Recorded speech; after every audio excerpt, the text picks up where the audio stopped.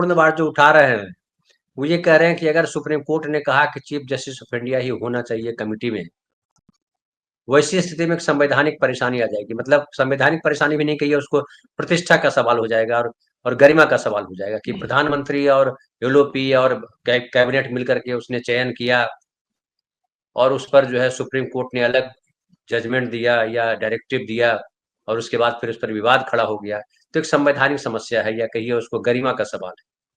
बड़ा महत्वपूर्ण बात कर रहे हैं वो। हालांकि आज गरिमा से किसी को लेना देना नहीं, जितना बेइज्जत किया जा सकता है संस्था को, व्यक्ति को, उतने बड़ा आदमी आज की तारीख में हो जाया जाता है। क्या कहेंगे आप इस पे, इस हड़बड़ी पर? ये जो दलील दी है सिंघवी साहब ने और जो सुप्रीम कोर्ट ने फैसला देने में देरी की, एक तरह से मैं कहूंगा, जो कह रहे थे पहले हमारे सैयद भाई की पहले सुमोटो लेना चाहिए था। सुमोटो तो छोड़िए, पहले जो है याचिका दायर हो चुकी है, लेकिन फिर भी क्या हुआ, डेट पर डेट मिल जाता है, एक समस्या है।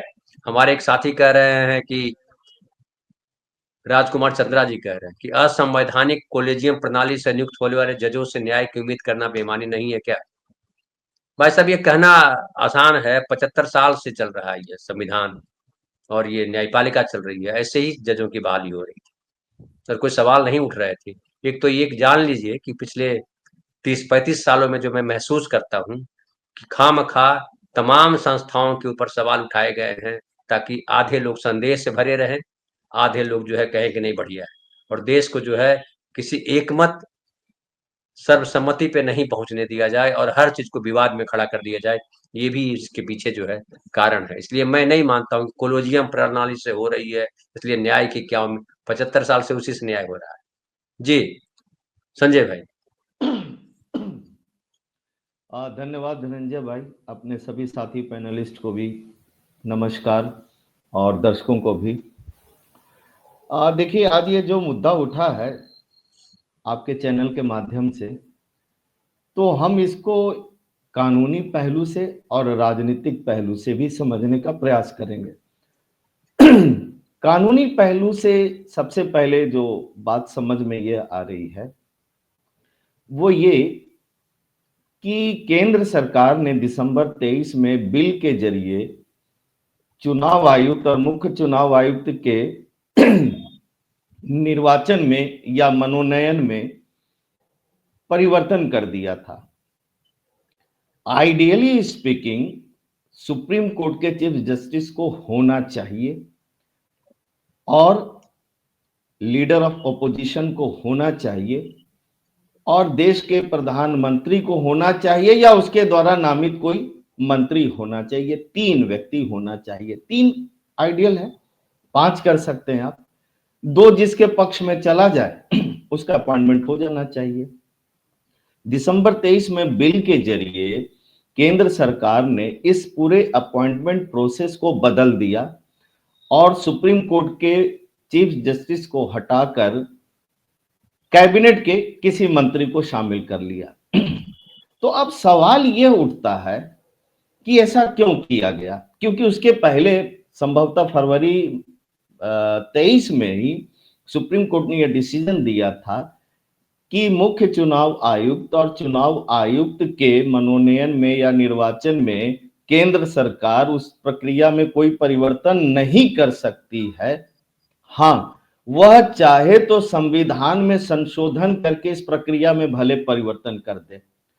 तो देखिए, एक सवाल यह खड़ा होता है एक प्रकार से कि भारत में चूंकि जो संसदीय शासन प्रणाली है वह चेक्स एंड बैलेंस पर आधारित है और साथ ही साथ कह सकते हैं एक प्रकार से सेपरेशन ऑफ पावर्स। मॉन्टेस्क्यू बहुत बड़े विचारक हुए हैं। सेपरेशन ऑफ पावर यानी विधान पालिका, कार्यपालिका और न्यायपालिका।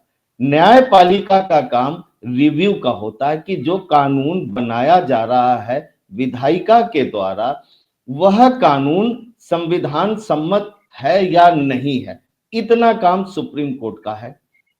तो देखिए, यह सरकार जो बहुमत की सरकार है उसने, और भारत में पिछले 75 वर्षों में 76 वर्षों में आप देखेंगे तो there has been a kind of gradual tussle between the powers of legislative and judiciary. ये हमेशा से एक चीज चलता रहा। तो अगर उस एंगल से देखेंगे तो मोदी सरकार ने इस बात को यह समझा कि भाई कानून निर्माण करने की शक्ति तो हमारे पास है, आप नहीं तय कर सकते हैं, तो ठीक है, वो बिल के जरिए उन्होंने यह कानून बना दिया। लेकिन फिर वही बात आती, जैसा मैंने कहा कि आइडियली स्पीकिंग क्या नैतिकता या उस एक पूरा जो एथिक्स है, जो लॉ का जो एथिक्स है, क्या उसके हिसाब से यह कानून सही है?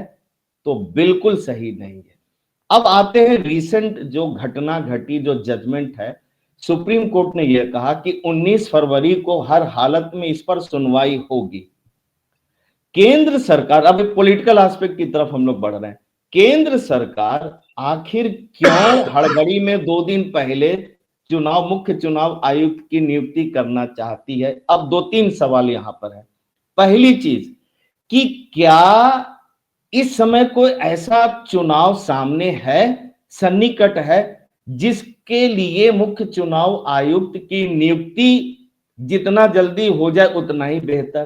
तो वह भी नहीं है। इस समय फिलहाल नवंबर के पहले भारतवर्ष में कोई चुनाव नहीं होने जा रहा। बिहार में चुनाव होगा अनलेस एंड अनटिल कि किसी सरकार कोई मध्यावधि चुनाव हो जाए या कोई सरकार गिर जाए, राज्य सरकार, तो भी 6 महीना मिनिमम चाहिए। खैर, तो इस प्रकार की कोई एक्सीजेंसी नहीं है।